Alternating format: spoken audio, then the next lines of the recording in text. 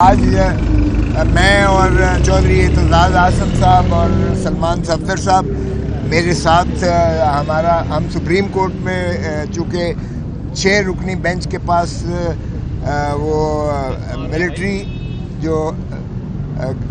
کے تحت military act کے تحت جو سویلینز کا مقدمہ تھا، جس میں سپریم کورٹ کی 5 رکنی بینچ نے اس کو کالعدم قرار دیا تھا کہ سویلینز کو ملٹری کورٹس میں ٹرائی نہیں کیا جا سکتا ہے، اور 104 لوگ جو ہیں وہ ملٹری کی کسٹڈی میں ہیں، جن کو 9 مئی کی پاداش میں انہیں آرمی ایکٹ کے تحت جو ہے انہیں ٹرائل کا انہوں نے دیا تھا۔ اور آپ کو جیسے علم ہے کہ کور کمانڈرز نے ایک فیصلہ کیا تھا، اور پھر فارمیشن کمانڈرز پاکستان کے انہوں نے اس کی تائید کرتے ہوئے کہا تھا کہ ہمارے پاس ناقابل شواہد تردید موجود ہیں، اور اس لیے اس کو جو ہے ہم آرمی ایکٹ کے تحت سماعت کریں گے۔ اور بیرسٹر اعتزاز اعظم صاحب کی پٹیشن، جس میں میں ان کا وکیل تھا، ہم نے اس کو شروعات کی، اور اس کے بعد جو ہے جواد خواجہ صاحب فارمر چیف جسٹس صاحب انہوں نے بھی نالش کی، اور اسی طرح سپریم کورٹ بار ایسوسی ایشن عابد زبیری صاحب نے بھی پٹیشن کر دی، اور وہ ساری پٹیشن اکٹھی کلب ہو چکی تھیں۔ اور سابقہ چیف جسٹس جو عمر عطا بندیال صاحب تھے، انہوں نے کوشش کی پہلے 9 رکنی بینچ بنانے کی، کیونکہ ہم نے استدعا کی کہ ساری کورٹ فل کورٹ بٹھایا جائے، لیکن انہوں نے کہا چونکہ اس وقت وہ تھیں چھٹیاں تھیں، اس لیے انہوں نے کہا کہ جو میسر ججز ہیں، جس میں قاضی فائز عیسیٰ صاحب تھے بھی، سردار طارق مسعود صاحب بھی تھے، منصور علی شاہ صاحب بھی تھے، اور جو وہاں موجود تھے سابقی، انہوں نے جو ہے 9 رکنی بینچ بنا دی، لیکن اس میں سے قاضی جسٹس موجودہ چیف جسٹس قاضی فائز عیسیٰ صاحب نے عدالت میں تو تشریف لے آئے، مگر وہ جو ہے اس سے ایک قسم کا انہوں نے احتراز کیا، اور یہ کہہ کر چلے گئے کہ جب تک پریکٹس اینڈ پروسیجر ایکٹ کا فیصلہ نہیں کرتی ہے سپریم کورٹ، میں کسی بینچ کا حصہ نہیں بنوں گا۔ اور سردار طارق مسعود صاحب بھی، وہ جسٹس سردار طارق مسعود صاحب، وہ بھی ان کے ہم نوا ہوئے، اور پھر اس کے بعد جو ہے 6 رکنی بینچ بنی، لیکن بعد میں وفاق نے سید منصور علی شاہ سے، جسٹس منصور علی شاہ صاحب بھی اعتراض کر دیا، اگرچہ انہوں نے کہا تھا کہ میری جواد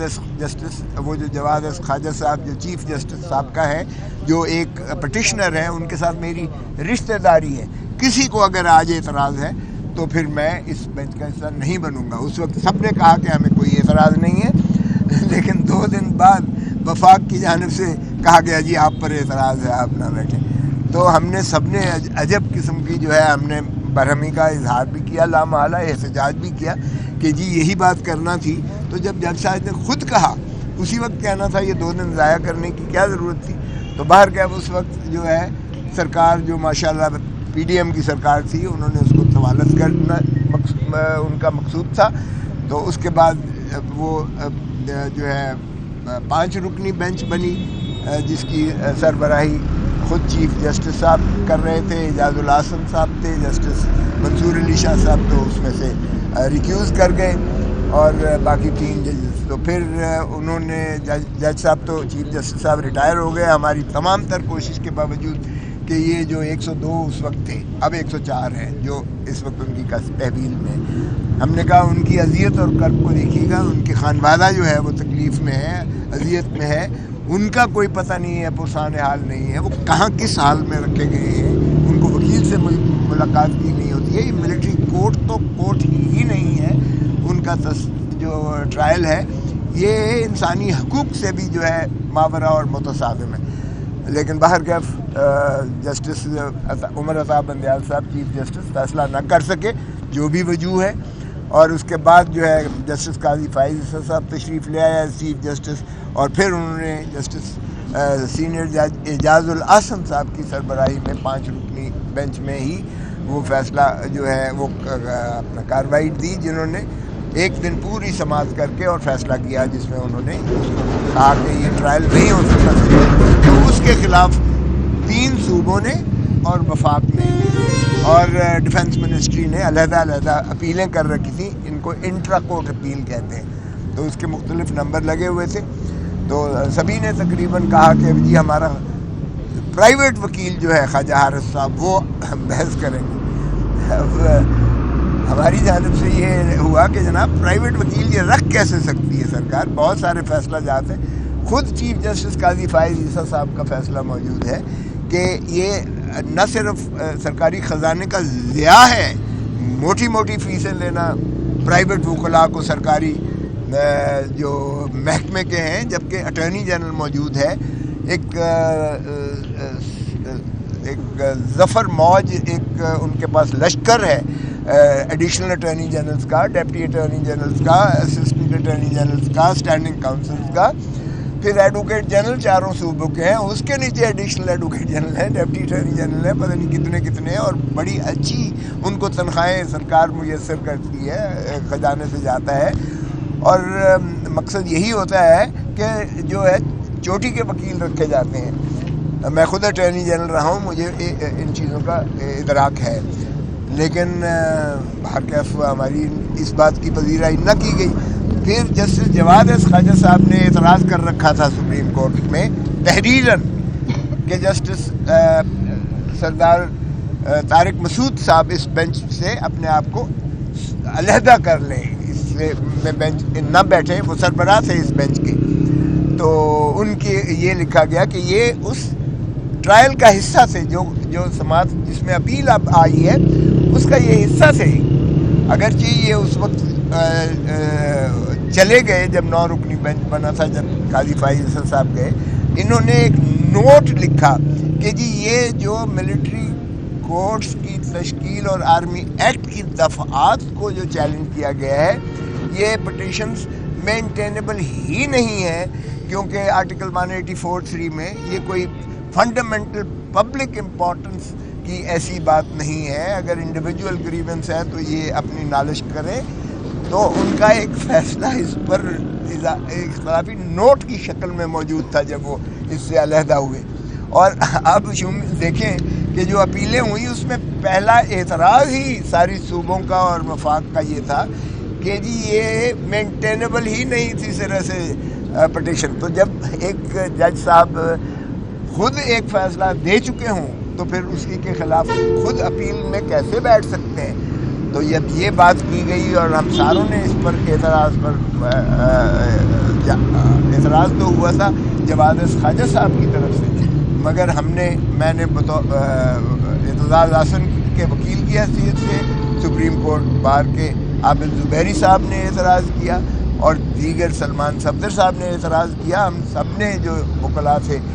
جن کو ڈیفینڈنٹ بنایا گیا تھا، یعنی رسپونڈنٹ بنایا گیا تھا، ہم نے ساروں نے اپیل کیا جی پہلے آپ اپنا تو تعین کر لیجئے گا کہ آپ کو بیٹھنا بھی ہے کہ نہیں، کیونکہ اگر آپ چلے جاتے ہیں تو پھر 6 ججز رہ جاتے ہیں، 5 ججز رہ جاتے ہیں. تو 5 ججز کے فیصلے کے خلاف اپیل سن ہی نہیں سکتے. لیکن اس کی بھی جج صاحب نے، سردار طارق مسعود صاحب نے کوئی کہا ٹھیک ہے بعد میں دیکھیں گے، اس کو چلائیں. تو بہرکیف انہوں نے یہ کیا. لیکن دیکھیں ہم نے یہ بھی اعتراض کیا کہ دیکھیں یہ کوئی ماتحت عدالت کے خلاف اپیل نہیں ہے، ہائی کورٹ کے فیصلے کے خلاف اپیل نہیں ہے، یہ تو سپریم کورٹ کے ان 5 ججز کے خلاف ہے، ان فیصلے کے خلاف ہے جو آپ کے ہم پلہ ہیں، کیونکہ ججز سپریم کورٹ کے سبھی برابر ہیں. تو ان کا تفصیلی فیصلہ تو آنے دیجیے گا. ابھی تو تفصیلی فیصلہ آیا ہی نہیں ہے، تحریر ہی نہیں ہوا ہے. مختصر فیصلے پر اپیل نہیں آپ سن سکتے. ان کے پتہ تو چلے انہوں نے کیا اس پر استدلال دیا ہے کہ یہ نہیں سن سکتے، اور کچھ شکیں جو ہیں آرمی ایکٹ کی ان کو کالعدم قرار دیا ہے. وہ آپ کے سامنے ان کے ریزننگ آئی نہیں ہے، ان کی دلائل آئے نہیں، وہ لکھے نہیں ہیں آپ کے پاس آئے، تو اس کا بھی انتظار کیجیے. لیکن باہر صورت سرکار حاوی ہوئی، اور اس کے بعد جو ہے انہی کو سننے کے بعد اور تھوڑا سا اس کے بعد انہوں نے بعد میں کچھ دیر وقفہ کرنے کے بعد فیصلہ سنا دیا. اور اپیلیں تو خیر ایڈمٹ کی اور ہمیں نوٹس دے دیا. ہم تو موجود تھے، نوٹس ہم نے خیر ایکسیپٹ کرنا ہی تھا، لیکن